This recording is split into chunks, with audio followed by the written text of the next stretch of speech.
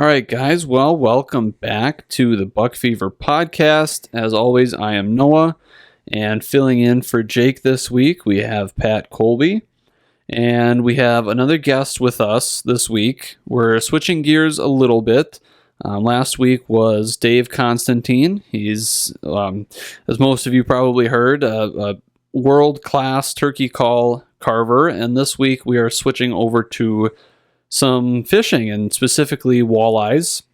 And we're going to be touching on Walleyes For Tomorrow quite a bit as an organization.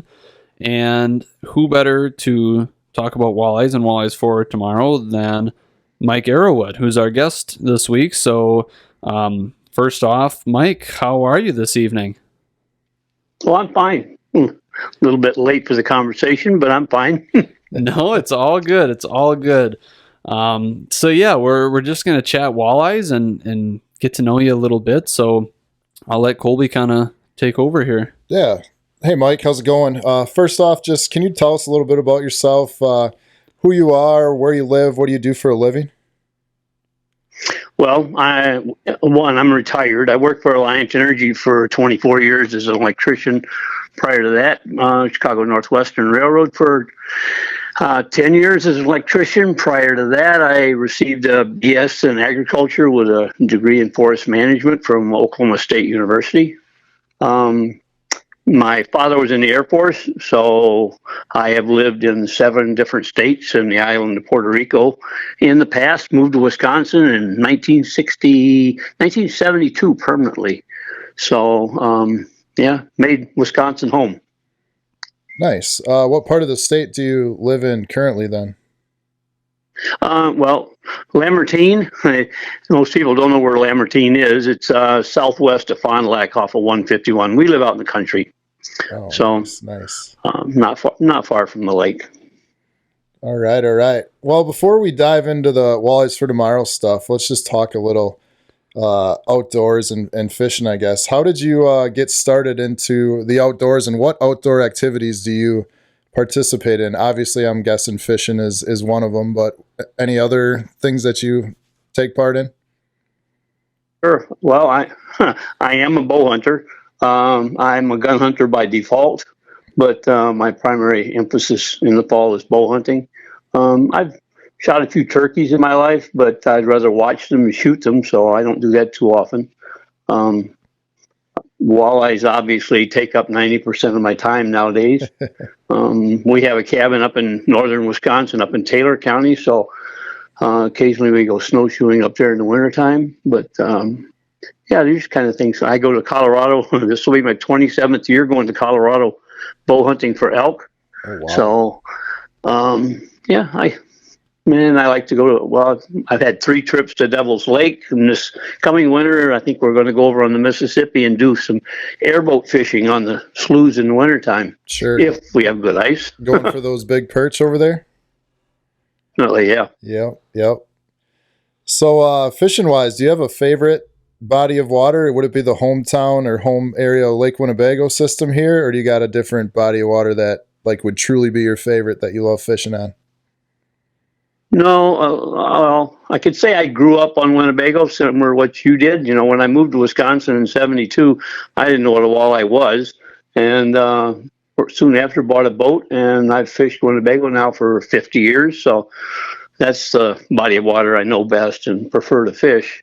I've only been to Green Bay one time, which was last summer, just because I can catch anything and everything pretty much I want to catch on Winnebago. So I love Green Lake, and I really enjoy Beaver Dam Lake when the fish population has not suffered a winter kill over there. Sure. But Big Green is a difficult lake to fish, but it's fun.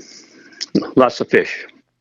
Nice. Yeah, that's I know Kolbe, he does quite a bit of fishing at Green Bay, and that can be a good spot. I've never really dove into any fishing up there. I would say for sure Lake Winnebago is probably one of our primary spots, and then like you said, Green Lake can be good, Fox Lake, some of those lakes that are sort of nearby. So what about when it comes to eating fish? If you're going to go out for a Friday night fish fry, what would be your go-to spot? I virtually never go out to eat for fish because I'm never without fish. Let's put it that way. Uh, um, and that's a fact. I very seldom go out for fish. When my wife and I go out to eat, it's typically not for fish. So that's an easy one for me. I trout fish up on the McCann between Red Granite and Watoma, and between my trout fishing and Lake Winnebago, with perch and bluegill and walleye, I don't suffer for lack of fish. Let's put it that way. Yeah, that's a good answer.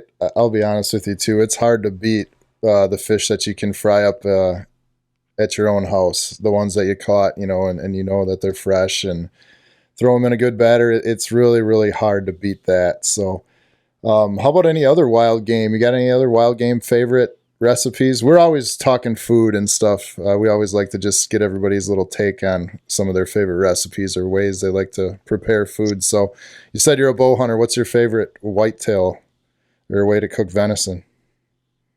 On the grill, and not overcooked, obviously. Medium rare at best.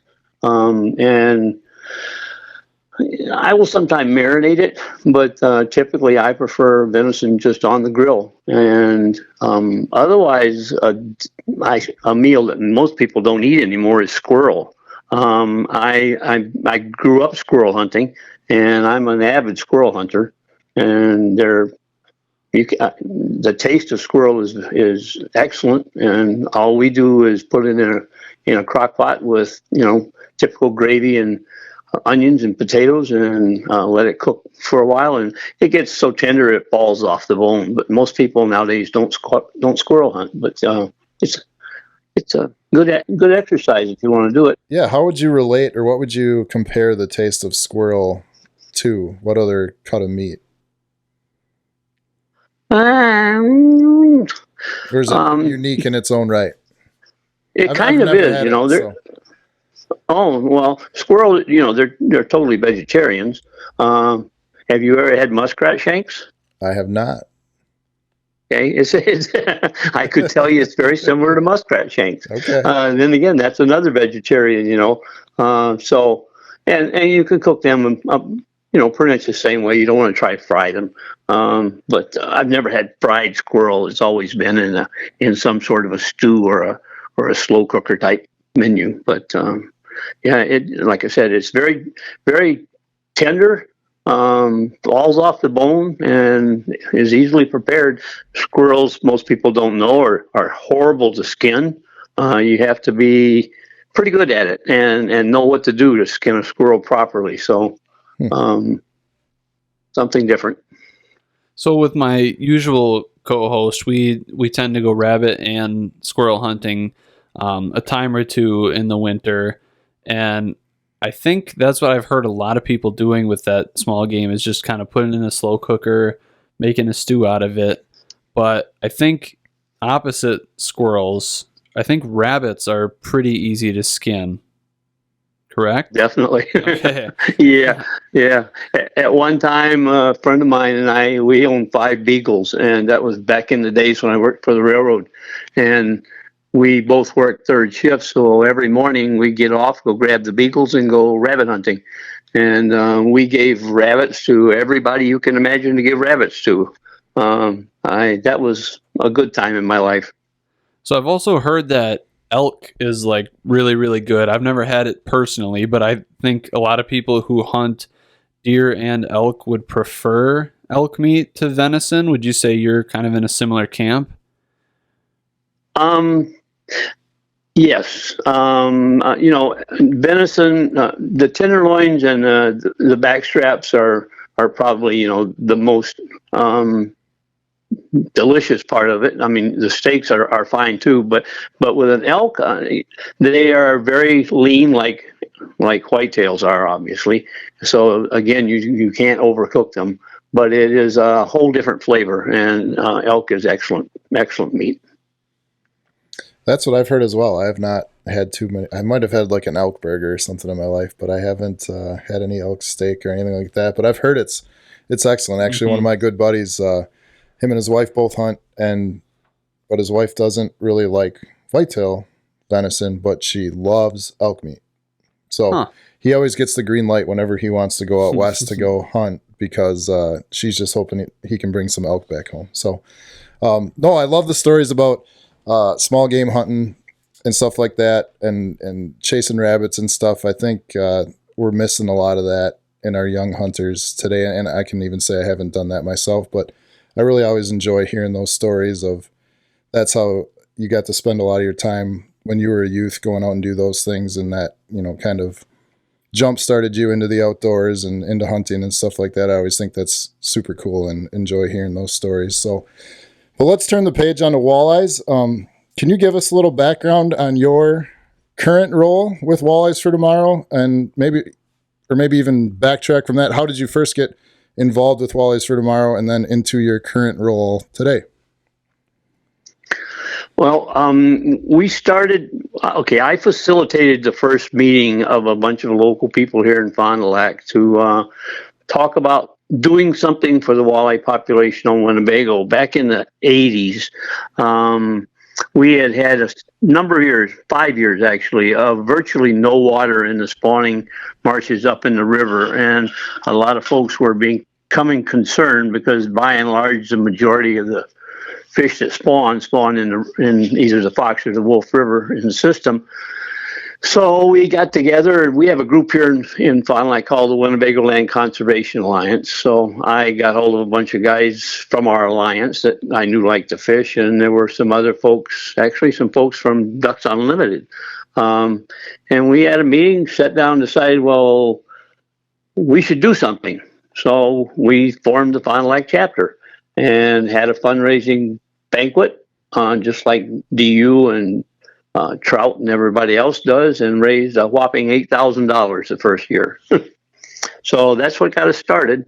I was the first secretary of Walleyes For Tomorrow. And because our first project cost us $154,000 and we had a whole $8,000 in the bank, I became chapter development coordinator and started the next 8 chapters around the Winnebago system to help pay off that debt, which we did, obviously. Sure. And since that time, I've had every position in Walleyes For Tomorrow except for treasurer. I'm currently chairman of the board of directors. Our board of directors are the chapter chairman of the chapters that are in Wisconsin. We have monthly meetings, and we have our annual meeting in September. So my role is to make sure whatever the board of directors decides we want to do at our annual meeting, hopefully get done.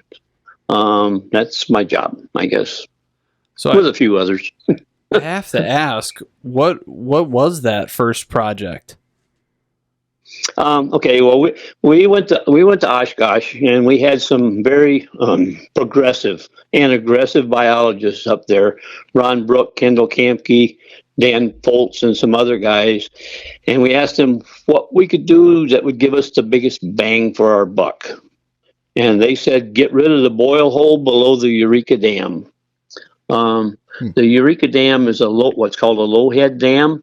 And the water comes over the dam and drops straight down rather than having a spillway type effect. And it scours out a big, deep boil hole.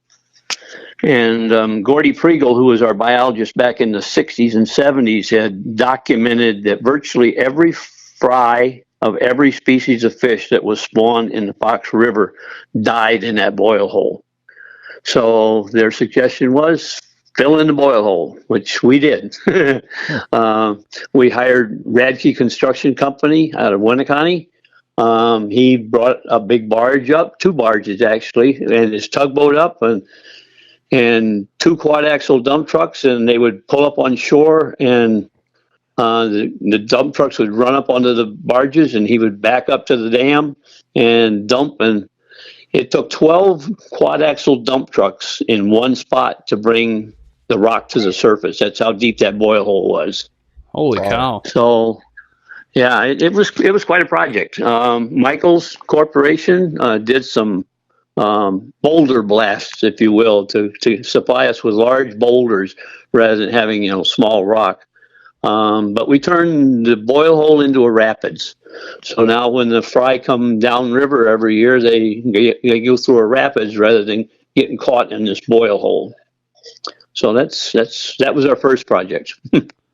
So I'm certainly not saying at all that I don't trust that that's a better thing for the fish. It's just more as an informative question. How do you do that research to find out that boil hole was harming the fish population and that what you did after that, was helping them then? What does that research look like to kind of show the statistics on that? Okay, well, what we know is Gordy Priegel, he took walleye fry, fry or freshly hatched walleye eggs, and he dyed them various colors, green and brown and blue, and he deposited them in the river above the dam, and then below the dam he installed nets that were designed to catch these small fish when they came downstream, and he never found a live fry from all of the fry that he had dumped in above the dam. Wow. He never caught a live one below the dam.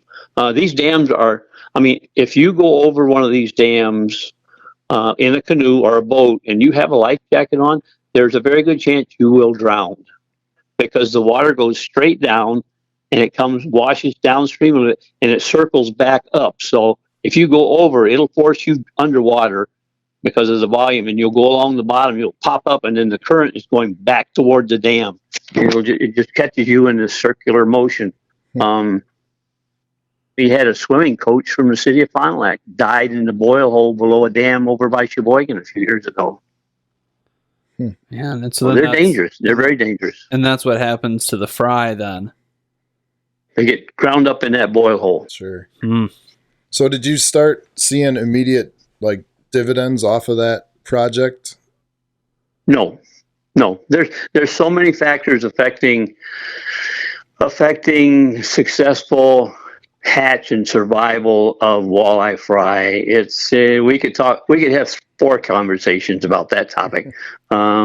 It's anything from weather to dissolved oxygen content to predation to the health of the female, the health of her eggs, fertilization. Believe me, that's an involved topic. If you had to give us the top 3 or 4 factors in having a good hatch in a spring, what would those top factors be? Well, if you talk Winnebago, okay, obviously it's water. We Walleyes For Tomorrow have accomplished 27 what we call spawning marsh habitat projects on the wolf, and what the majority of them are for is to increase or prolong water flow in these marshes in the spring of the year. Most of these marshes are dry in the summertime. They're not wet marshes, but when the river comes up in the spring, they flood and female walleyes go in, deposit their eggs, and then the eggs need to incubate. So one, you need to have sufficient water flow for the females to be enticed to go into the marsh. And then you have to have water flow long enough in the marsh to allow the eggs to incubate. And that is totally dependent on water temperature. I can tell you at our Green Lake hatchery, we use artesian well water, and at 54 degrees, 24/7, they hatch in 16 to 20 days. So if you get a cold spell, it delays them. We just had a hatchery down in Little Cedar Lake by West Bend this year. We put the first eggs in the hatchery on the 30th of March, and we turned the last little guys loose on the 8th of May. So that was a real drawn out, long process because water temperature was cold this spring. The third thing obviously is predation and food. You have to have a sufficient amount of zooplankton and phytoplankton in a water body because when the egg hatches, you get a little, they're called larvae, they're not even fully formed little fish. But after about 4 days, they need to eat. And the things they eat are macroscopic and microscopic. And if you don't have sufficient amount of that kind of food for them, they starve to death. So, and then predation, obviously.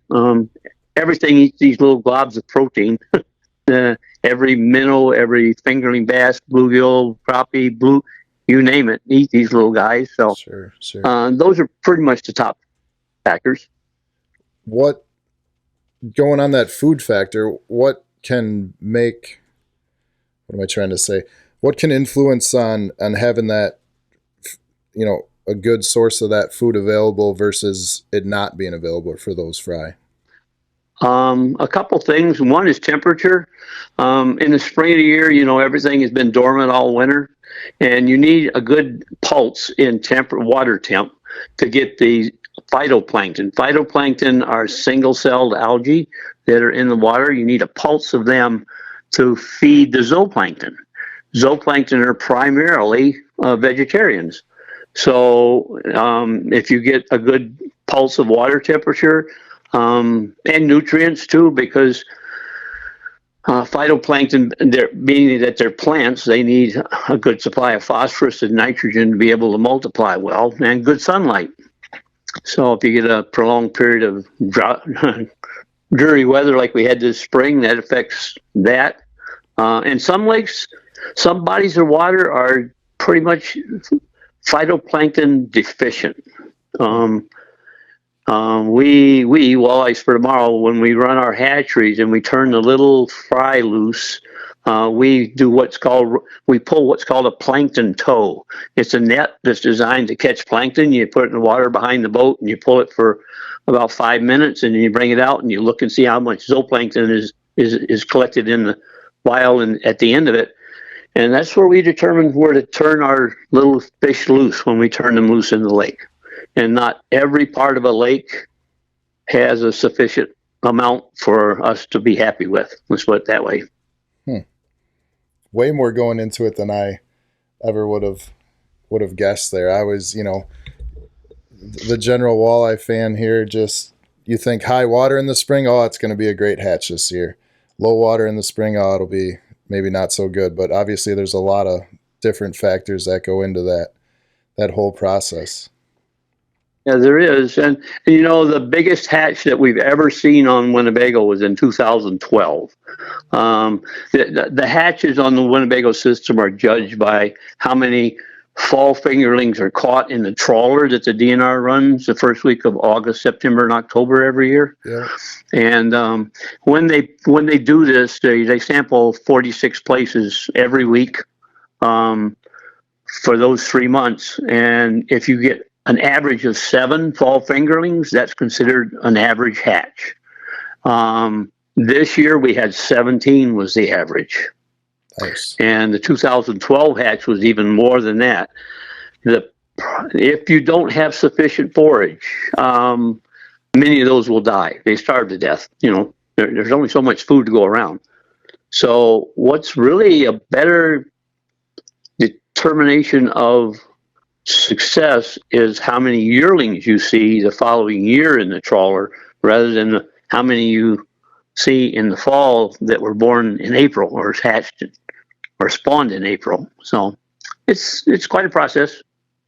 Sure. So if those fish can make it to like a year old, or to yearling status, they're much more likely to, continue to survive then, is what you're saying. Yep, they're good. They're pretty much good to go. I mean, they can still be eaten by something, but by the time they're a yearling, they're 4 to 9 inches long, so they can pretty much care for themselves. Okay. So how would you kind of rate how the Lake Winnebago system is currently at its current state, its overall health, the walleye population? Well, as you probably know, people are grousing that there's not a lot of big fish, but most of that's caused by exploitation. There's a lot of fishermen out there taking fish out of the lake. Sure. But there is a good number of walleyes in the lake. Figure if you get 7 fall fingerlings on an average trawl in this fall, Winnebago is 138,000 acres times 7. That means there's 760,000 little 5 to 7 inch walleye swimming around out there in the fall. And, something's going to eat some of them. Some of them are going to starve to death. This year, that's a factor of 2 plus, because there were so many. The good thing is we have an excellent forage base right now. Most people don't know what trout perch are, but trout perch are right now the primary food source for small walleyes. An adult trout perch is only 4 inches long, so most people never see them. But in the fall, the average young of the year trout perch is maybe 1 inch to 1.5 inches long, and that's what these little walleyes need to feed on. And right now, the trout perch population is phenomenal. So actually, it's at record levels. Yeah, I've actually caught a few, believe it or not. I think a couple trolling got hooked up on some hooks, and I've caught a few jigging as well in the last year. So I don't think I can ever say that before this last year. So that population must be really, really good. And I even ice fishing this year in some of the back bays and shallows, the amount of minnows you'd see swimming underneath the hole was astounding to see how much bait and forage is in the system. So very healthy ecosystem right now. Yeah, so kind of to piggyback off of that, it's a question that would relate to pretty much any species, but whitetail specifically is what I can relate it to. So what kind of an age structure are you looking for in these fish? You talk about how people are complaining that maybe there's not as many big ones out there. If you were looking at white-tailed deer, you're going to, in any given population, you're probably going to have more deer that are younger, and then as they get older and older, there's going to be less and less. So that obviously makes sense, but what are you looking for in a walleye population as far as what percentages of each age structure should there be? That's a good question. Well, you need a sufficient number of mature females to spawn to, carry on the population. And here's what we know, and this does not relate to any other body of water. It's Winnebago specific because the study was done on Winnebago. Ryan Koenig, who was a biologist at Oshkosh, we paid for a study. He looked at the dead females at the Otter Street and Merck National tournaments, and you can tell when you open up a female, you can tell whether she spawned once or not by the color of their egg-producing organs. And what he found was that 80% of the 5-year-old females had not spawned once, and 80% of the 6-year-old fish had spawned once, at least once. So that age group that age group and older is what you really need to have in the system to be able to support a good spawning activity. So how big on average, I guess, would a 5 to 6 year old female be? There is no average. Okay. I get asked that all the time. It's totally dependent on how good their diet has been over the course of their life. Fish grow in direct relationship to how much they have to eat, and you can. And I said this study was just on Winnebago. I mean, you can go in. There's a population of walleyes in northern Quebec that don't become sexually mature until they're 15 years old. Wow. So yeah. That's what I said when I read that. Wow.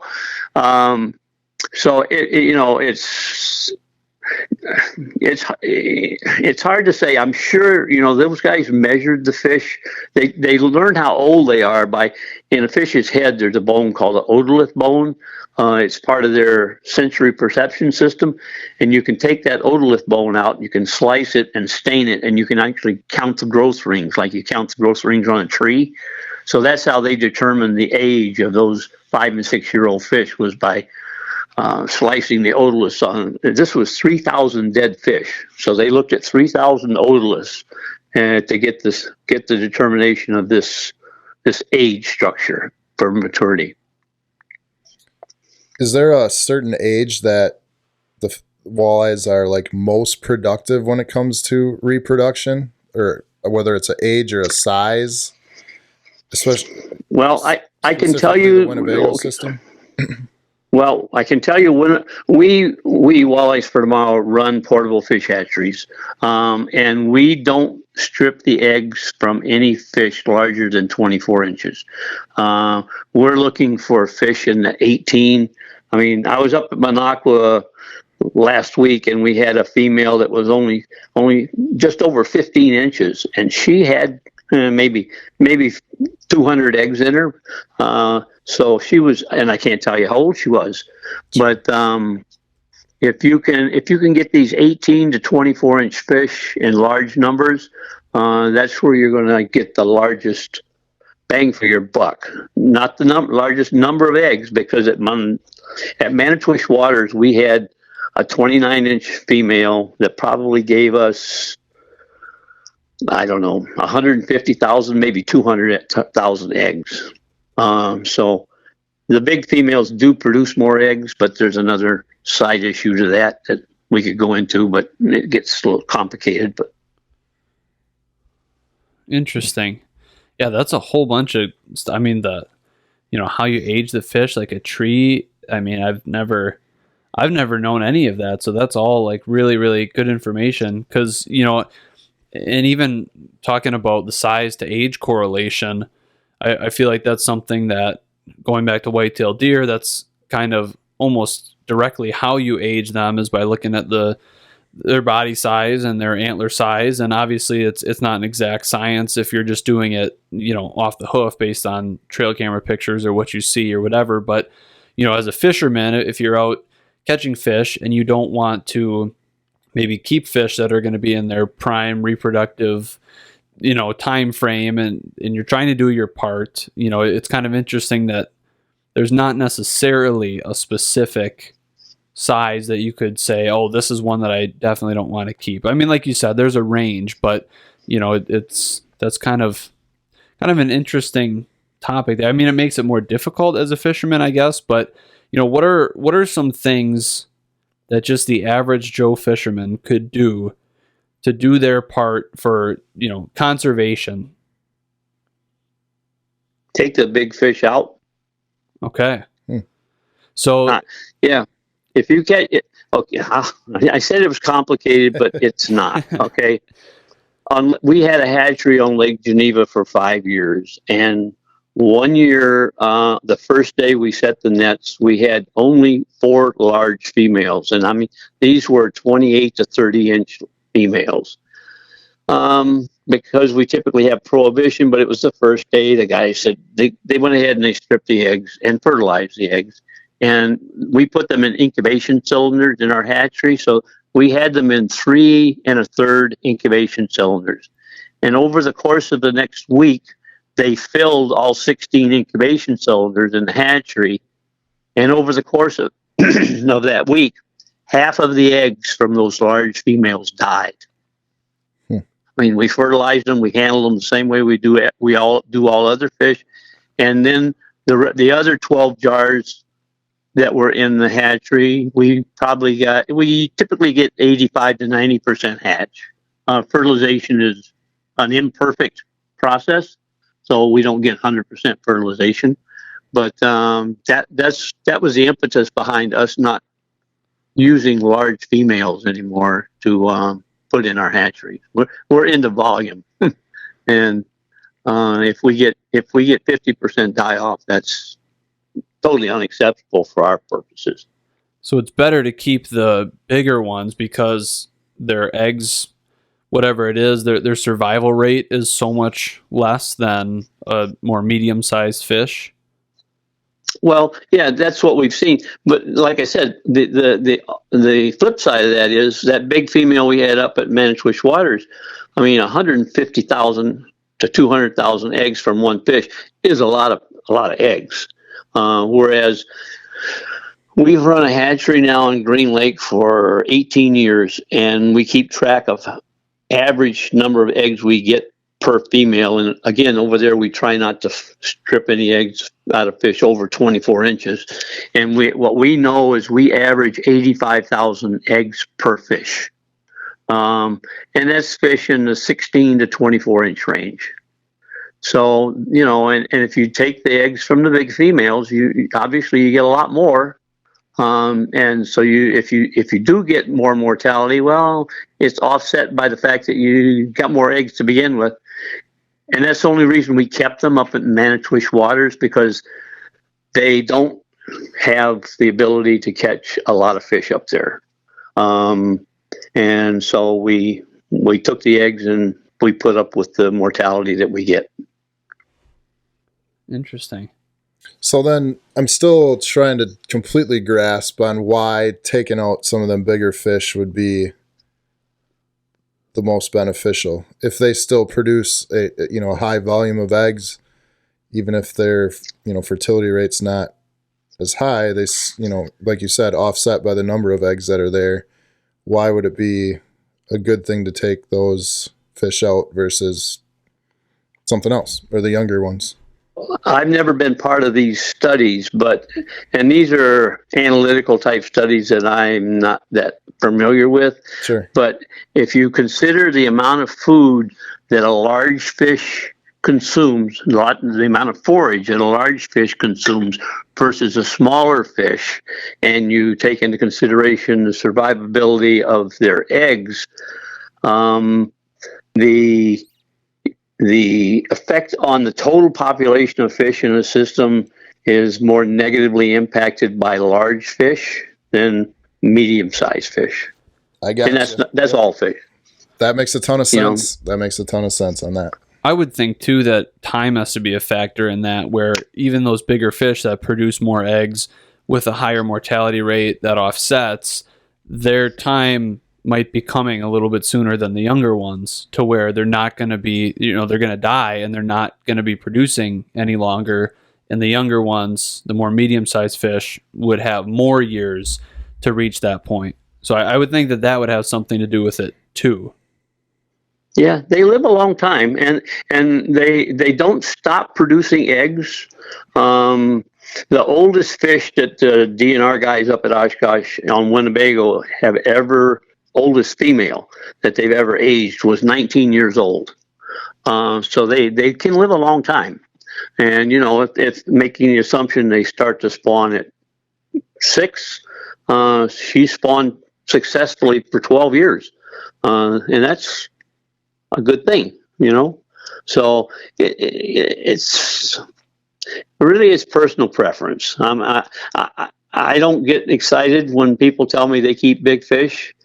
I get more excited when they tell me they keep 11-inch fish than I do when they tell me they kept a 27 or 28-inch fish. So sure. All right, so let's go back to Walleyes for Tomorrow a little bit and some of the projects and stuff that you guys have done. And I've seen the list. It's a great laundry list of all kinds of projects all over the system and other bodies of water. But what would you consider some of the major milestones or projects that Walleyes For Tomorrow has completed over the last 15 to 20 years on this system? Well, not on this system. On this system, well, you could go anywhere, the whole state. Yep, just any major projects. Well, on the Winnebago system, I can tell you flat out, for many years, people built roads across the spawning marshes, and they put a little culvert in, a 12, 13-inch culvert, whatever, and that kept the road from washing away. But that really restricted walleyes. A female walleye won't go into a marsh that back floods. She needs active water flow. And then again, when the fry hatch, they have to be able to get out of the marsh into the river, or they die in the marsh. They can't swim as such. And so our biggest accomplishment on both the fox and the wolf is working with local private landowners. We've only done one project on public land. All of our projects are handshake projects with people that buy on to what we tell them is good for the population. We'll take out I'd say a 12-inch, 14-inch culvert, and we put in 3 36-inch culverts. They're oval culverts to allow more water to flow in the marshes. The other thing that we do is on the upper end of a marsh, we do what's called a bank cut. We use a laser level and shoot the level of the marsh, and then we cut through the riverbank level with the level of the marsh, and it can be anywhere from 20 to 36 inches of riverbank. And we make these cuts 40 feet wide and however long they need to be to cut through the bank. And what that does is it allows, as soon as the river rises to the level of the marsh, water will start to flow into the marsh. Whereas before, it had to rise to the level of the top of the riverbank to get into these marshes. So that's the majority of what we've done on the Fox and the Wolf River. Can I ask you a question on that? Were most private landowners pretty responsive or willing to take on these projects that you guys, proposed on their land? Well, we cheat. Our project coordinator on the Wolf is a guy named Todd Close. He's from New London, and he lives on the river, so he knows most of the people up, or not most. He knows a lot of the people up there, so he is our contact person, not me down here in Fond du Lac. Sure. So there's a lot of built-in relationships already established there, so it makes it a little bit easier. Works wonders. It does. Yep. Sure. The other thing is our walleye wagons, our portable hatcheries, and right now the latest fantastic numbers I heard. We have a hatchery on Pewaukee Lake. When we started there, the walleye population was judged to be 0.14 walleyes per acre. Ben, the wildlife biologist, did a survey on Pewaukee last year and judges the population to be 17 walleyes per acre. Wow, that's unreal. Yep. It is. It floored me when I heard those numbers. Those are hard numbers, and it's a good thing. On Big Green Lake, we've had that hatchery over here for a very long time, like I said, and we're releasing right now. Well, they just finished releasing. They had over 11 million eggs in the hatchery. I don't have the last numbers yet. Somewhere in the 9.5 million little walleyes were put back into Big Green, and the walleye population in Big Green is phenomenal. I mean, the number of fish that are in that lake is superb. Shawnee Lake is another lake that's done just tremendous. We've had tremendous success up on Shawnee Lake, and well, we have several hatcheries around the state. We just started working on the Minocqua chain last year. This is our second year on the Minocqua chain, but we've been up on the Red Cedar River up by Rice Lake for a number of years, and the biologist up there told the guys, "Hey, if you don't want to run it this year, it's fine by him. The walleye population is doing well." So our hatcheries work, and it's fun, a lot of work, but it's something we're proud of. Sure, absolutely. Yeah, we were ice fishing up on the Minocqua chain this winter, and boy, we caught not targeting them, but caught a ton of walleyes up there. It was good to see that, because I know that's like about an 8-year project they got going on with the system being closed and trying to rebuild that population? No, it's already been closed for 10, and it will be closed it'll be closed for another 4. The agreement past year was for it to be closed for another 4.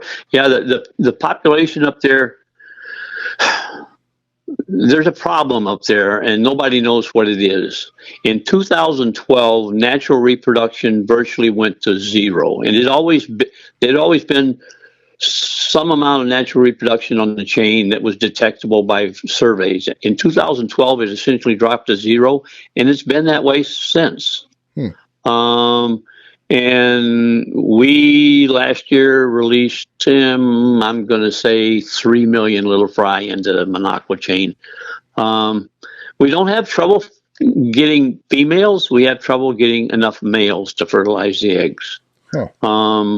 They set the nets a week ago Friday, And I was up there Monday, and the hatchery was filled Monday afternoon with somewhere around 5 million eggs.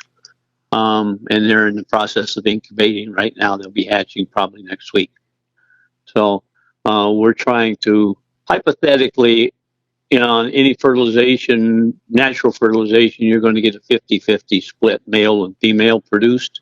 So hopefully we're putting a sufficient number of males.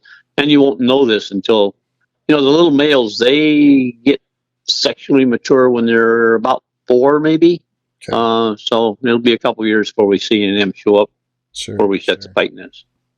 So aside from certain private landowners, are there other organizations that you work with on certain projects besides Walleyes for Tomorrow? Lake associations, yes. Lake associations and lake protection districts. We try to encourage them to do habitat work. One of the habitat things that we're really pushing now is trees in the water. And I'm not talking fish sticks.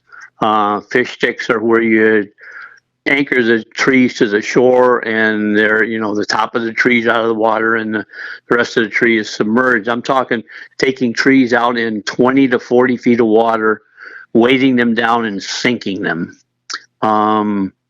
Perch will spawn on sunken trees in 20 to 40 feet of water. And we, Walleyes For Tomorrow, we gave UW Stevens Point Foundation 5 years ago $200,000 to the interest from that goes to pay for a walleye research project out of UW Stevens Point every year. And this year we gave them another $100,000, so they'll be getting even more money for walleye research. And this is at the graduate level. Some graduate student will use our money to do walleye research projects. But we funded a project along with the DNR a few years ago and found that in northern Wisconsin, perch larvae, when a little fish comes out of an egg, it's not a fully formed fish, no matter what kind of fish it is. They're considered larvae because they have a yolk sac attached to their abdomen. But what this study found was that perch larvae are absolutely critical for young of the year fingerling walleyes, because the walleyes typically spawn first. And so what we're pushing for with everybody is to start putting trees in the water for perch to spawn on. And we know it works. Interesting. Yeah, that's that makes Greg Sass, who runs the Escanaba Research Station. I'm on the Conservation Congress, and this weekend we had our annual convention up in Oshkosh.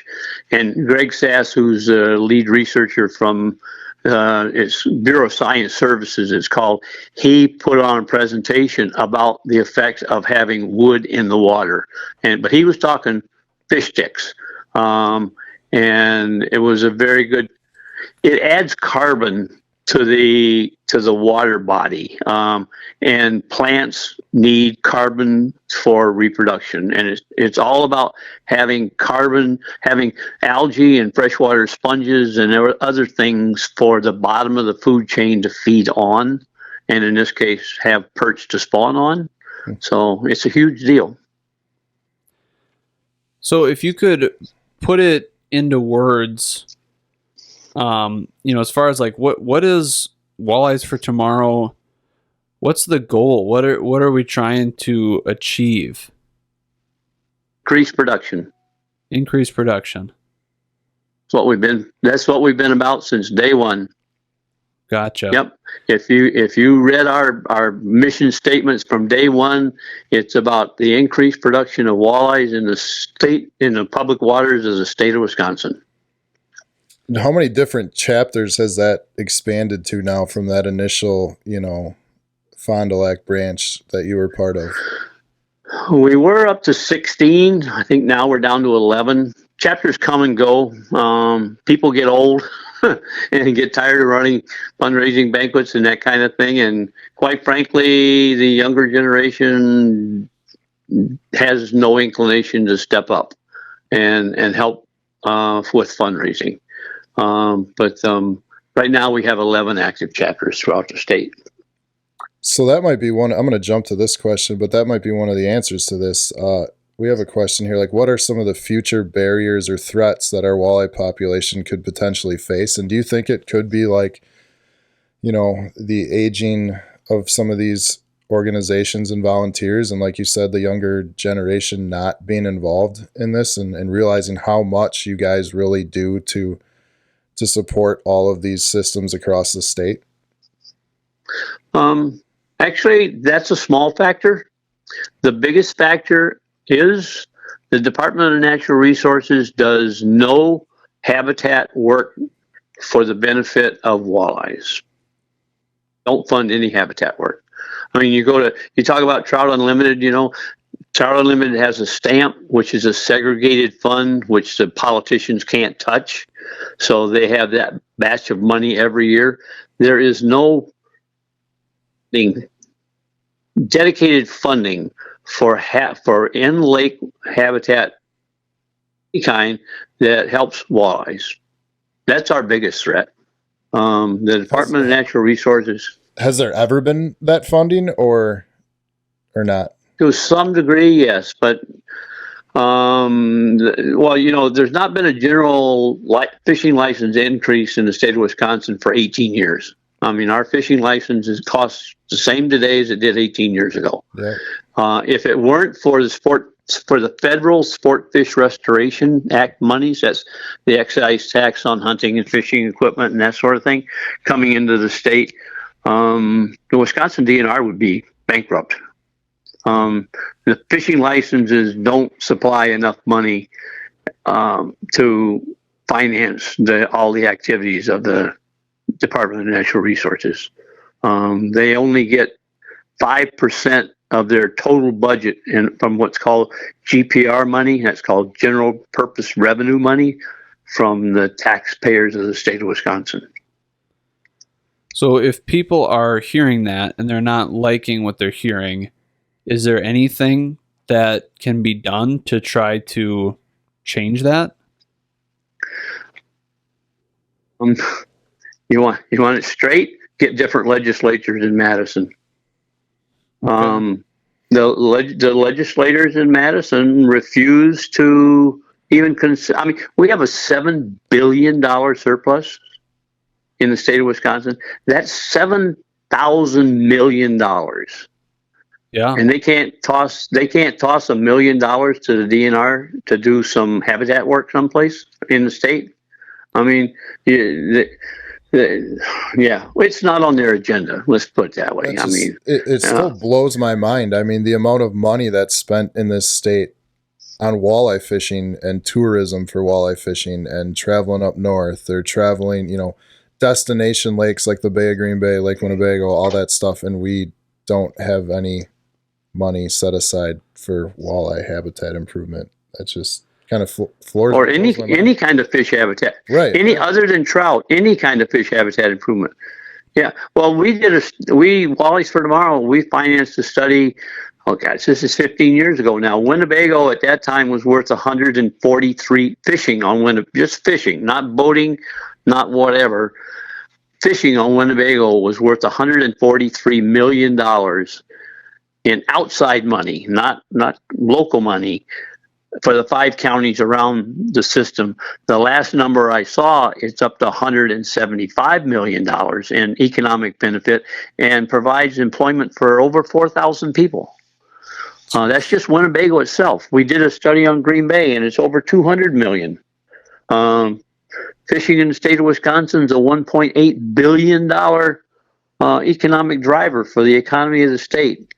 And you can't get the legislature in Madison to budge on anything. And I would, if I had my druthers, people would talk to their legislators. But try to do that. Yeah, right. It's a trick. People can make phone calls and write letters and things like that, right? I mean, just to get, some sort of engagement. Yeah. Okay. I just became chairman of the Fond du Lac County Conservation Congress delegation last month. And my charge to my other 4 delegates is we're going to start finding out when our local legislators have their town hall meetings, and we're going to go talk to them. I mean, face to face is the way to do it, because they get face time with professional lobbyists. They don't get a lot of face time with the general public. Sure. And that's the key, is face time with the general public, and us guys get more money to be spent on the natural resources in the state. That's the best way to do it, is straight up FaceTime. So, but you need a topic. You know, you don't want to go in and bore the guy. You need a topic, and you need to have a few facts, figures, and numbers in front of you when you're going to go talk to the person. So, but that's going to be our impetus here, is to start talking to some legislators. I don't know if it'll do any good, but whatever. Yeah, it's worth a try. It's worth the effort. Right? Yeah. I mean, nothing's gonna change unless people are, putting the effort in to try to change things for the better. So, yeah, hats off to that. Switching it up just a little bit, are there any myths that get spread around that people would believe in that could be detrimental to what Walleyes for Tomorrow is trying to accomplish? Well, yeah, there's been all kinds of them. There was a myth, the DNR goes, and we support it. The DNR goes up on the spawning marshes, and they shock to get fish, and they tag these fish. They try to tag 5,000 fish a year, and the myth was that the shocking activity killed the eggs that were in the spawning marshes. So we paid for Fred Minkowski, who was a researcher at UW-Milwaukee Great Lakes Sport Fish Research Institute, to do a study. And no, he found out that the electroshocking on those marshes had no effect on the laying of the eggs. So that was one myth that we were able to debunk.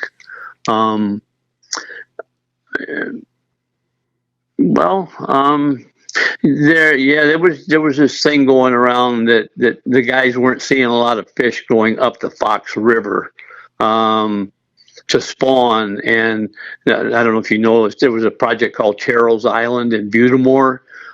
They claimed that somehow that Cheryl's Island project was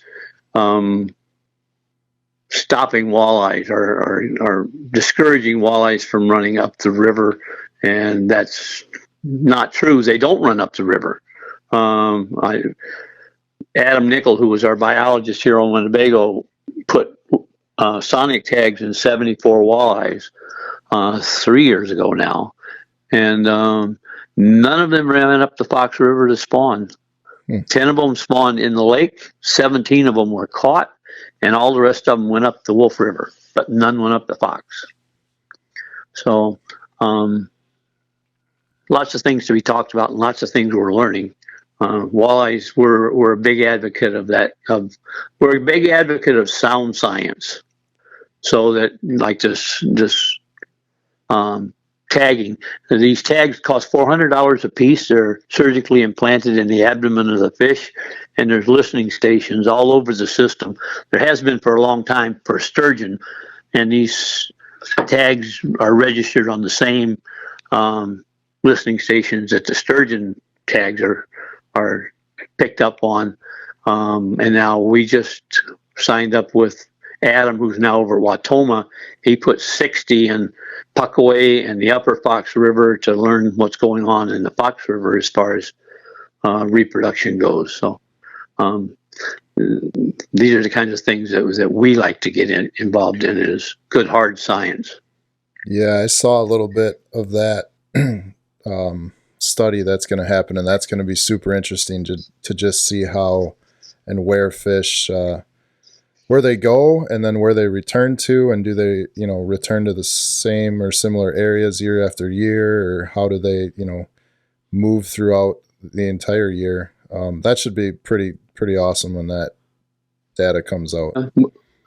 Yeah, we just agreed with the biologist from Green Bay.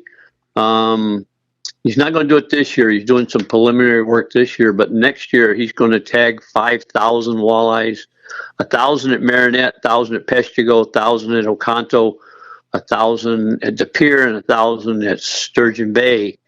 And then we pay what's called a reward tag. They have a fancy red tag in their back, and if you catch one and report it, we pay you $100.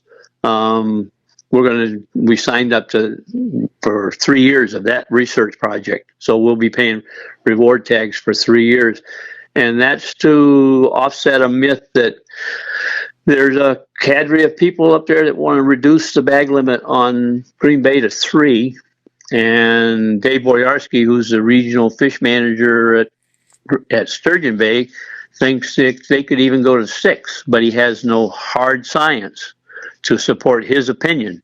And that's the purpose of this study, is to see, well, it's called a PE, a population estimate. This 3-year study will give us a more firm population estimate of the fish in Green Bay. So that's something we're supporting. Nice. That will be awesome to see that data as well. Yeah. Coming up. So, well, I think we're getting towards the end here. We don't want to keep you too late into the night, but if you could maybe one or two what are you most proud of that Walleyes For Tomorrow has accomplished over its lifespan and your time involved with it? Getting people involved, without a doubt. If you would see the enthusiasm and the effort that people put in with our fish hatcheries specifically, I mean, it's a lot of work. I put on a training session. No one works in our hatchery that hasn't gone through this training session, and I tell people up front, it's a 40-day commitment. If you don't like it, well, either one, we're not going to run the hatchery, or you're not the right person to help us. And I meet some of the best people in the state of Wisconsin. I mean, these folks are dedicated. They believe in us. They believe that what we do is going to work, and hopefully it does. Yeah. But that's the biggest deal. Is when we run a hatchery. I took photos the other day up at Minocqua, a 7-year-old boy stirring fish eggs during the fertilization process, and there were 2 little guys there. Nice. It's a process, but there's 2 processes. One to stir the egg so that the sperm can bind the egg in a bowl, and the other is to keep the eggs from sticking together. And we had 7-year-old kids doing this, and that's the best part of the whole deal. I mean, by far, is having the public see what we do. Absolutely, that's awesome stuff. So, if someone wants to become more involved or be a part of the organization or volunteer in some way, some fashion, like where should they go? What should they do? How can they get a hold of somebody, or what steps should they take? Well, some of our more active chapters have Facebook pages. Shawano, for instance, he does a Facebook page every day the whole time the eggs are in the hatchery, and he's collecting eggs. They can get hold of our chapter chairman through Facebook, or it's Walleyes For Tomorrow Shawano chapter, or Walleyes For Tomorrow Fox Valley chapter, or Walleyes For Tomorrow Green Lake chapter, whatever. Or we have a website, walleyesfortomorrow.org, and there's a contact link, and those contacts come directly to me. I see all of the contacts. I just had one from a lady that says she's an avid walleye fisherman, wants to know if she can help, and I don't know where she's from, but I told her that, and I said, get back to me, and I'll tell you who to contact.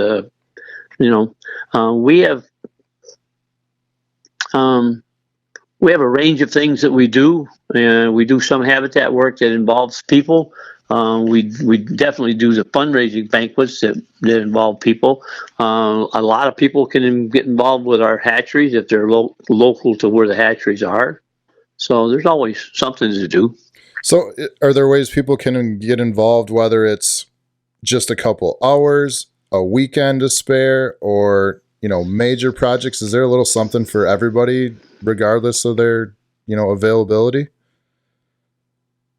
Or is it a Not usual. lot more bigger stuff? Yeah, unless you want to show up in the wintertime to help men fight nets. we typically have a couple fight net mending, and we had 2 fight net mending projects this winter, and there were some ladies there that they weren't part of Walleyes for Tomorrow. They heard about it and showed up, and we showed them how to help mend nets and these kind of things. But this is actually, we're coming up on our slow time of year, because unless we do a bank cut when the river is down, and that usually involves heavy equipment, high ho and triaxle trucks and that kind of stuff to move the spoils. So we're not really set up for small projects or quick things to do. Sure. Unless we could get some folks interested in putting trees in the water. But then again, it's a planning process, and we have to cut the trees and haul the trees and move them around on the lake and weight them down and that kind of stuff. But, so, yeah. But then even if they aren't a hands-on type person, all of these chapters still run their annual banquet, right? Where they could come support, be a part of that, spend some money, get in on a bunch of raffles, or donate some money in that way too, right? They can come work. I mean, we're always looking for people to man the raffle boards and yeah, we're always needing helpers when it comes time for the banquets. So sure, in all the above. All right.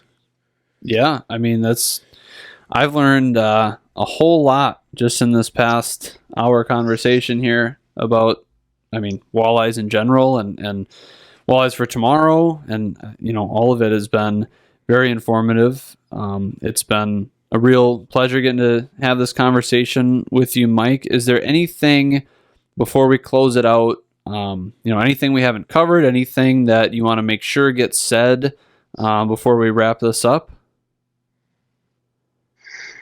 Well, what I would love to do, but I don't know, I'm not the best person in the world to do this, would be to have information sessions to spread the knowledge that we have, like I've been kind of telling you about, because I think through knowledge we get better involvement with the public in a positive way.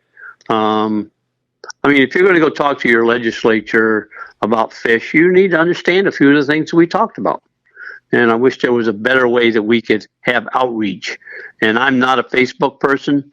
That's the kind of people that I would love to be involved with, is people that could put together messaging, if you would, about these kinds of topics and concerns and ideas.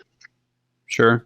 Well, and that's one of the things that we're hoping to accomplish just with this conversation here. We're going to put it out on social media. It'll be in a lot of different places for people to find it. And so obviously anybody who's listening, sharing this conversation with other people, it sounds like would be a great way to sort of spread some of this information and get it out there. The more people that can hear conversations like these, I think the more we're going to get the word out, the more participation you're going to see, the more, information that there's going to be out there. There'll be less myths being spread. People are going to be more aware.